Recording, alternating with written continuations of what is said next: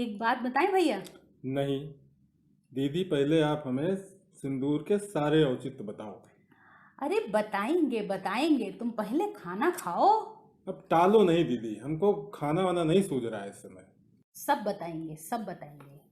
विवाह की भोर एक विशेष दावत दी जाती है लड़की वालों की तरफ से, जिसमें वर पक्ष वधू पक्ष खूब हंसी मजाक करते हैं और उसमें लड़की का पिता अपने हाथों से बारातियों को भोजन परोसता है। अरे वाह! ब्याह हो गया है, दोनों पक्ष रिश्तेदार हो गए हैं, तो अब अपनापन खुशियां देता ही है। अरे दीदी, वो देखो लड़की के पापा कैसे जो है खाना परोस रहे हैं। तो चलो भोजन का आनंद लिया जाए। हाँ चलो चलो।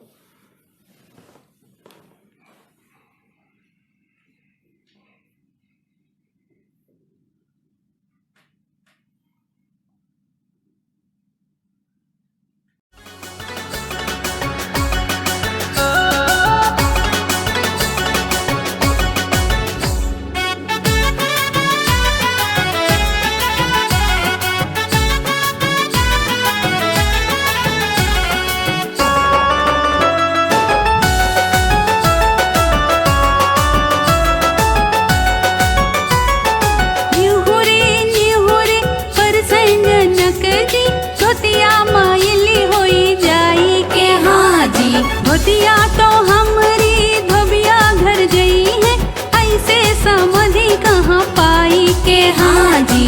निहुरे निहुरे पर से जनक जी, धोतिया माइल होई जाए के हाँ जी।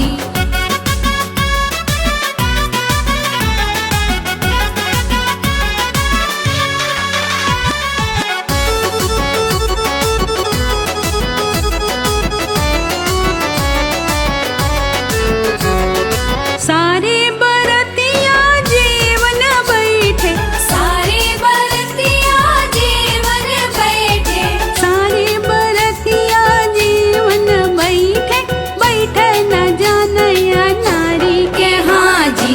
सारे बरतिया जीवन बैठे, बैठे न जानया नारी के हाँ जी।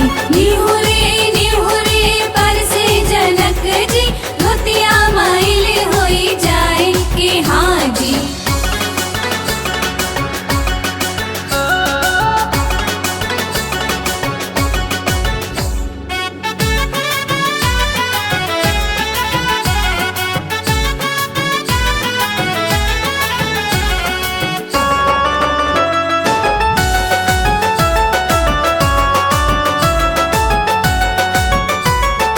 पूरी कचौरी रसगुल्ला खवैबे, पूरी कचौरी रसगुल्ला खवैबे, पूरी कचौरी रसगुल्ला खवैबे, कटहर की तरकारी के हाँ जी।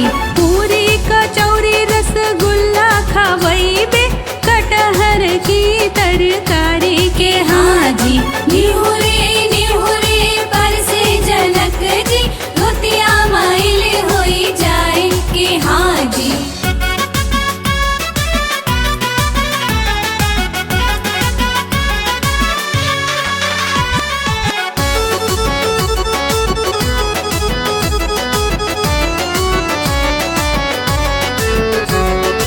हमरे तो समधि छैल छबीले,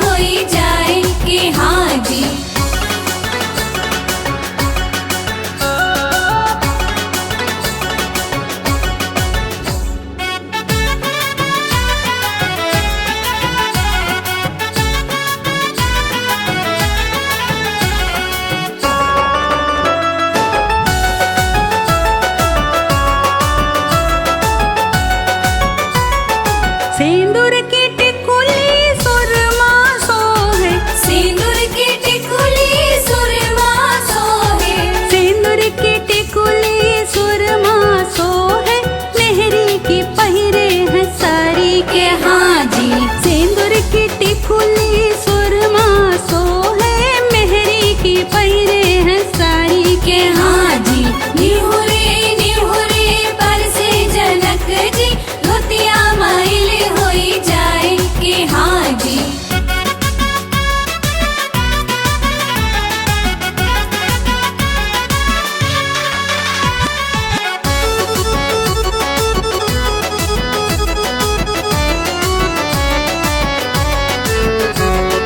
दुल्हा के जीजा ऐसे लागे दुल्हा के जीजा ऐसे लागे दुल्हा के जीजा ऐसे लागे जैसे कि होए पनवारी के हाँ जी दुल्हा के जीजा ऐसे लागे जैसे कि होए पनवारी के हाँ जी निहुरे निहुरे पर से जनक जी धोतिया माइल होई जाए के हाँ जी।